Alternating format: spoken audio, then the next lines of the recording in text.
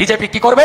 ধর্ষণ নামক শব্দটা থাকবে না বাংলায়। আর যদি কেউ এই মহাপাপ করে কাজ করেন, সকালে জমা করব, বিকালে খরচ করব। আর অভয়ের মা কোথায়? অভয়ের মা এখানে নেই কেন? তোমার মেয়ে আর কারো মেয়ে নয়। লাশ কাটা ঘরে শুয়ে সেই বারুইপুরের বন্টি যেন চিৎকার করে বলছে, হে কন্টেন্ট ক্রিয়েটর নামক দালাল এবং হকার নামক বিক্রি হয়ে যাওয়া সাংবাদিকের দল, এই সব পিশা ছেড়ে ভিক্ষা করে খাও। আমি দেখতে চাই তোমার মা বোনও যেন একদিন ঠিক এভাবে শুয়ে একই কথা বলে। রিসেন্টলি বারুইপুরে 12 বছরের একটা নিষ্পাপ ফুলকে গণধর্ষণ করে মেরে জলের নিচে ডুবিয়ে রেখেছিল কিছু মানুষরূপী হিংস্র পশুরা। ঠিক এই কথাটি যদি আমি এমন ভাবে বলতাম, রিসেন্টলি বারুইপুরে 12 বছরের একটা নিষ্পাপ ফুলকে গণধর্ষণ করে জলের নিচে ডুবিয়ে রেখেছিল কিছু উগ্রবাদী হিন্দুরা, সত্যি করে বলুন তো কথাটি কেমন শোনাতো? নিশ্চয়ই এক ধর্ম আরেক ধর্মের প্রতি হিংসা ছড়াতো। ঠিক এই জিনিসটাই চলছে আমাদের সমাজে। আর যদি নিষ্পাপ মেয়েটি হিন্দু হতো আর ছেলেগুলো মুসলিম হতো, এতক্ষণ এই হকার নামক সাংবাদিকের দল আর বিক্রি হয়ে যাওয়া কন্টেন্ট ক্রিয়েটররা এই জঘন্যতম অপরাধকে হাইলাইট না করে অন্যায়কারীদের আগে পরে হিন্দু মুসলিমরা গিয়ে বিষয়টি এমন ভাবে রিপ্রেজেন্ট করতো এবং 24 ঘন্টা ব্রেকিং নিউজে এমন উস্কানিমূলক কথা বলা হতো, শুনলেই মনে হতো মুসলিম মানে ধর্ষক, মুসলিম মানে টেরোরিস্ট। এবং ইসলাম ধর্মশাস্ত্র এই শিক্ষা দেয়। আজ আমাদের সমাজ এতটা নিচে নেমেছে। রিসেন্টলি আমাদের সমাজে ঘটা এমন একটা ঘটনা দেখান যেখানে হিন্দু মুসলিম করা হচ্ছে না, প্রত্যেকটা ঘটনার মধ্যে হিন্দু মুসলিম টানা হচ্ছে। একটা নিরীহ বাচ্চা রেপ হচ্ছে, হিন্দু মুসলিম টানা হচ্ছে। দেশে একজন টেরোরিস্ট বের হচ্ছে, হিন্দু মুসলিম টানা হচ্ছে।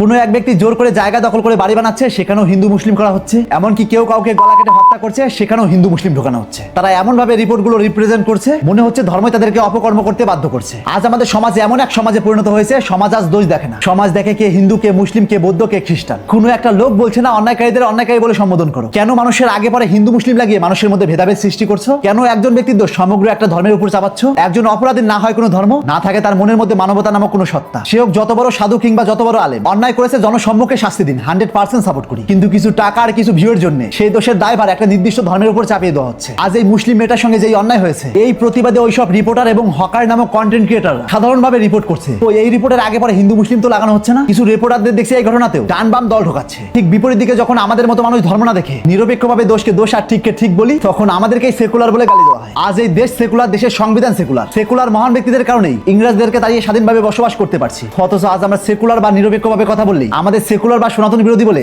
মন্তব্য করা হয়। অর্থাৎ যারা ভারতীয় সংবিধান অনুযায়ী কথা বলে তাদেরকে মানুষ কটূক্তি করে। মনে রাখবেন, পৃথিবীতে যেই ধর্ম যত বড় হোক না কেন, আগে এই দেশ, আগে এই দেশের সংবিধান। আর যারা সংবিধানের বিরুদ্ধে চলে এবং সংবিধানের বিরুদ্ধে কথা বলে, তারাই সত্যিকারের দেশদ্রোহী, আমরা নয়। যে জাতি স্যার এপিজে আব্দুল কালামের মতো মানুষকে দেশের গাদ্দার বলতে পারে, তাকে গাদ্দার বলা সত্ত্বেও আইন তার প্রতি কোনো স্টেপ নেয় না, সেখানে আমরা চুনোপুটি মাত্র। जहाँ तक एपीजे अब्दुल कलाम की बात है, एपीजे अब्दुल कलाम सबसे बड़े गद्दारों में से है भारत के। एपीजे अब्दुल कलाम जैसे लोग बहुत घातक हैं। दुनिया ऐसे लोग दुनिया में नहीं होने चाहिए। তো যাই হোক, নতুন মাননীয় মুখ্যমন্ত্রীর কাছে আমার একটাই অনুরোধ, ভোটের আগে যেই কথা বলেছিলেন সেই কথা যেন খিলাফ না হয়। ধর্ষণ নামক শব্দটা থাকবে না বাংলায়। আর যদি কেউ এই মহাপাপ করে কাজ করেন, সকালে জমা করব, বিকালে খরচ করব। আমরা চাই এমন এক শাসন যেখানে ধর্ম নয় বরং দেখা হবে অন্যায়, এবং এই ধর্ষকদের এমন শাস্তি দেওয়া হোক যাতে এই ধর্ষকদের শাস্তি দেখে এই বোনটার আত্মা শান্তি পায়। আর মাননীয় মুখ্যমন্ত্রীকে এটাও বলবো, রেপিস্টদের জন্য এমন এক আইন পাশ করুন যেখানে দোষীদের রায় শোনানোর আগে জনগণ এবং সোশ্যাল মিডিয়ার সামনে সরাসরি ইনকাউন্টার করা হোক। বিশ্বাস করুন, তবে হয়তো এই অন্যায়ের পরিমাণ কিছু পরিমাণ হলেও কমবে। আর প্রত্যেকটা মানুষকে বলছি, এই ধর্মকে ব্যবহার করে নোংরামোটা বন্ধ করুন। অন্যায় দেখে চুপ না থেকে সমগ্র মানুষ মিলে প্রতিবাদ করুন। মানুষের চরিত্র ধর্ম দেখে বিচার না করে তার কর্ম দেখে বিচার করুন। আর আমাদের সমগ্র হিন্দু মুসলিমের উচিত স্যার এপিজে আব্দুল কালামের মতো মুসলিমকে ভালোবাসা আর উসামা বিন লাদেনের মতো মুসলিমকে ঘৃণা করা। ঠিক তেমনই প্রত্যেকটা হিন্দু মুসলিমের উচিত প্রেমানন্দ মহারাজের মতো সনাতনীকে ভালোবাসা আর রাম রহিমের মতো ভণ্ড সনাতনীকে ঘৃণা করা। আর প্রত্যেকটা রিপোর্টার এবং কন্টেন্ট ক্রিয়েটরদের বলছি, হিন্দু মুসলিমকে গুলিয়ে না খেয়ে মানবতার কথা বলুন এবং অমানবতার বিরুদ্ধে কথা বলুন। তবে আমাদের এই দেশটা